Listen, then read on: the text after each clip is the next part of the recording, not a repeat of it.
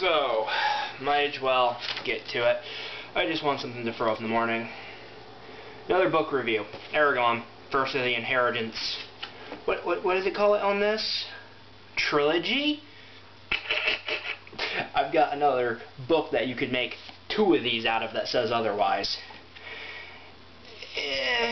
Probably one of the best and most overrated fantasy novels to come out in the last 20 years. Basically, a lot of people give the author flack for just basically taking Lord of the Rings. There's another Dragon Rider series, I can't remember what it's called, and a few other really good fantasy novels, and just kind of hodgepodging the cliches and tropes and whatnot into a single book.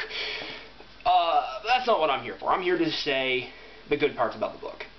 It's a good book. I like it. Basically, you got Eragon. He is 15. He is coming of age, and he needs to go on the quintessential hero's journey throughout these books. He's a good hunter, and he finds a blue egg, which turns out to be a dragon egg, and he goes on and it hatches. He tries to raise it in secret. The Empire finds out. Of course, the Empire is ruled by a crazy king who he was responsible for the Dragon Riders' fall from grace. Basically, long ago, the Dragon Riders were basically, they kept peace in the land, and then one of their number betrayed them, and he got 13 others to join him, and together, through just sheer surprise and raw power, they were able to overthrow the Riders and set themselves up as leaders of the land.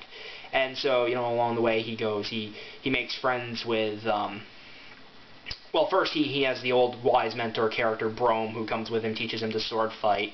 He learns a little of magic, he learns a little of this, he learns a little of that. And then he meets Murtagh, who is kinda his friend, compatriot, brother in arms. And they rescue what the hell was the elf's name? Aya? I haven't read the books in years. I haven't touched them since Inheritance, the final book, came out, and I read that in 4 days. So I haven't touched it since. So if I forget names, it's going to be a bit out of there. And so then they basically have to heal her. So they run to the Varden, who are like the resistance movement. They're in the mountains, and they make it to the big dwarven city of whatnot.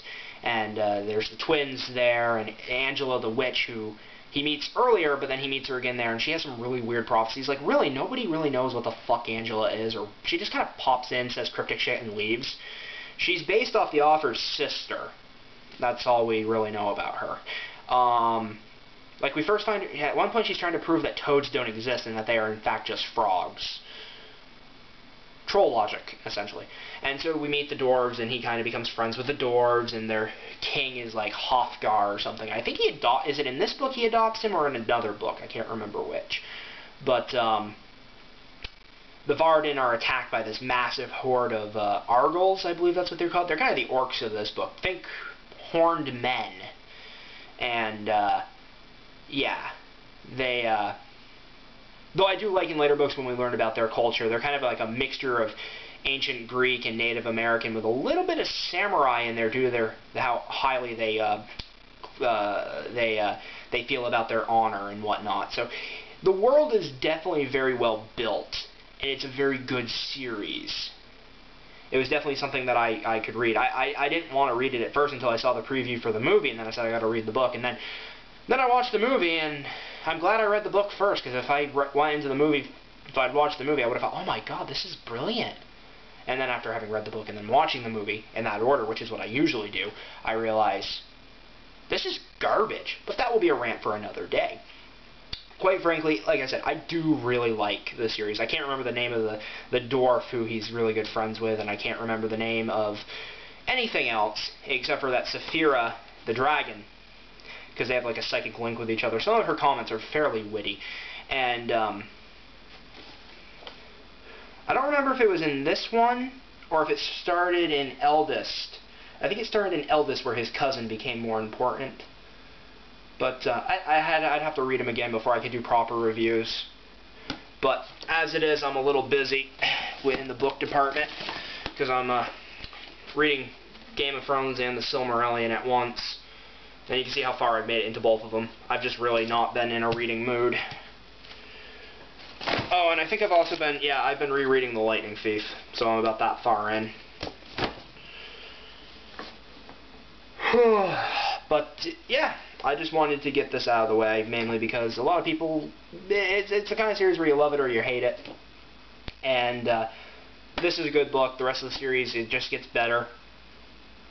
And so until my camera cuts off, we read. Patiently, Eragon's ears prickled up, and he waited eagerly to hear what Brom would say. Brom relaxed into a chair and pulled out his pipe. He slowly blew a smoke ring that turned green, darted into the fireplace, then flew up the chimney. Do you remember what we were doing in Gilead? I can't pronounce names very well, but